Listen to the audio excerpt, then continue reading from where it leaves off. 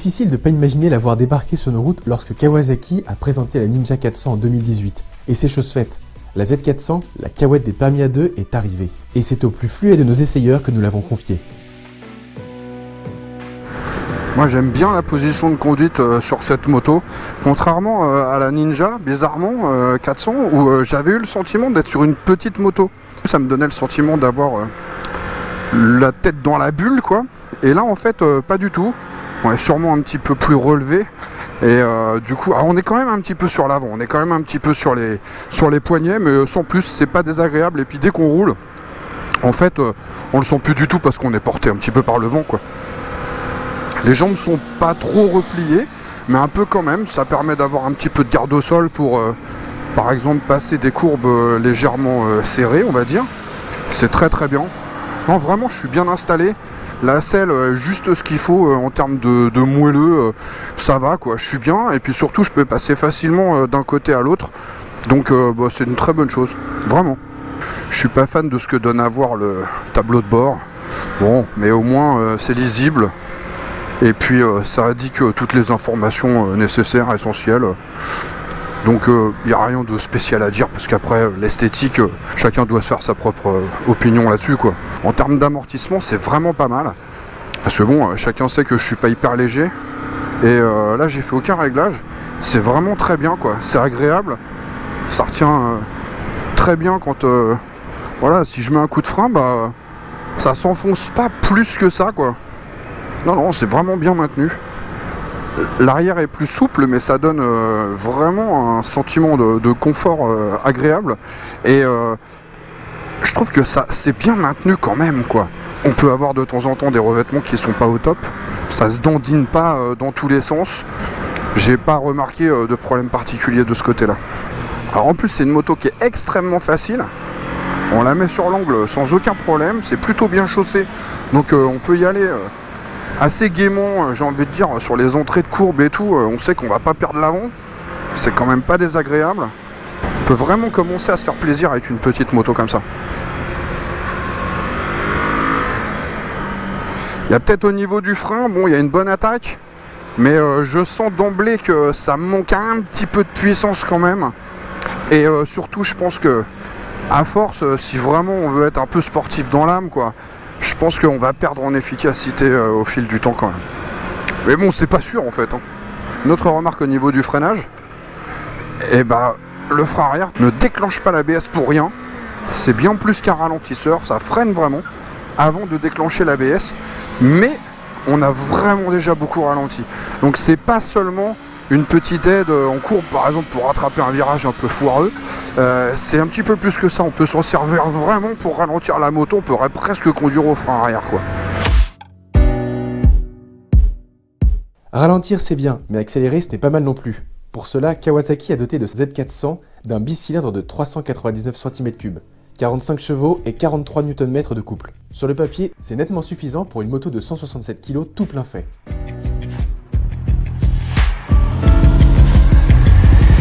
Ouais, je sais qu'il est temps de parler moteur.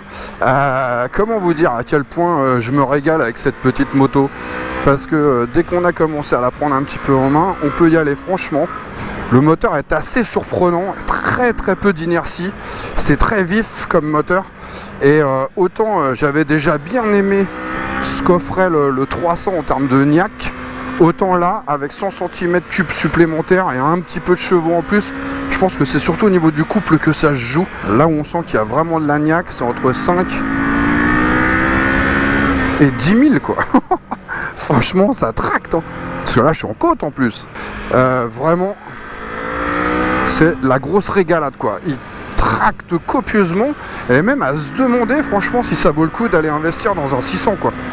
Parce que c'est déjà très efficace, et au moins, on a le sentiment de l'exploiter un petit peu plus que si c'était, tiens, bah, par exemple, un 6,5 bridé, quoi, en A2.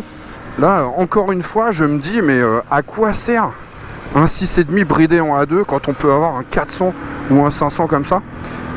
Et il y a une remarque que j'ai envie de faire, et je vais vous montrer ça tout de suite. Voilà, je vais me mettre en 6e à 3000 tours. à 50 à l'heure. Et là, je m'égaze. Eh ben, il n'y a pas eu un soubresaut. Et elle tracte. Et ce moteur, ce 400 cm3, est d'une souplesse. C'est vraiment très impressionnant.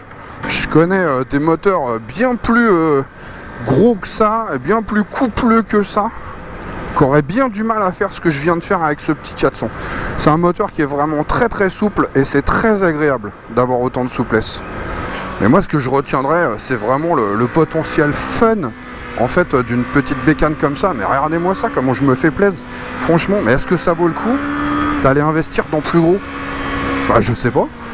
À vous de me le dire, hein. Moi en tout cas, si je peux me permettre de vous donner un avis, je pense vraiment que, tiens, pour apprendre, pour un A2, quelque chose comme ça, franchement, c'est déjà très très très bien. Hein. Et même après, si vous voyagez pas, si c'est pour faire essentiellement des trajets du quotidien, aller travailler sur une petite balade le week-end, il y a de quoi déjà se faire une petite balade sportive, et puis on a du confort le reste du temps, et de la souplesse moteur. C'est vraiment très très sympa quoi. En clair, la Kawasaki Z400 ressemble fort à un futur best-seller dans la catégorie des natives A2, et ce, malgré un tarif de 5 599 €, qui pourra sembler élevé à certains. Elle s'en sort pourtant plutôt bien sur ce point de vue, sachant que pour un 390 Duke, à l'équipement certes pléthorique mais équipé d'un monocylindre, KTM et son réseau nettement moins étendu demandent 300 € de plus. Idem pour Honda qui réclame 6 299 € pour sa nouvelle CB500F. Une moto à peine mieux équipée et au moteur est nettement moins fun que celui de la Z400.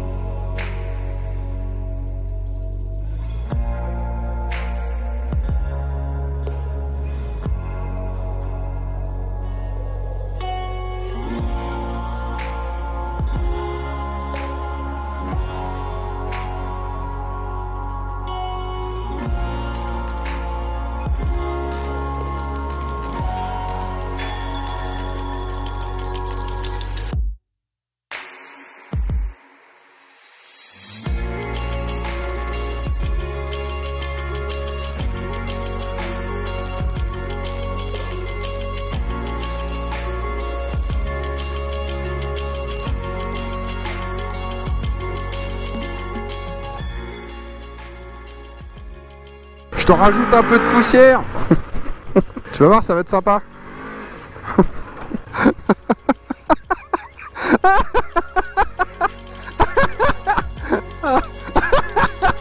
Ah, t'as pris cher, hein.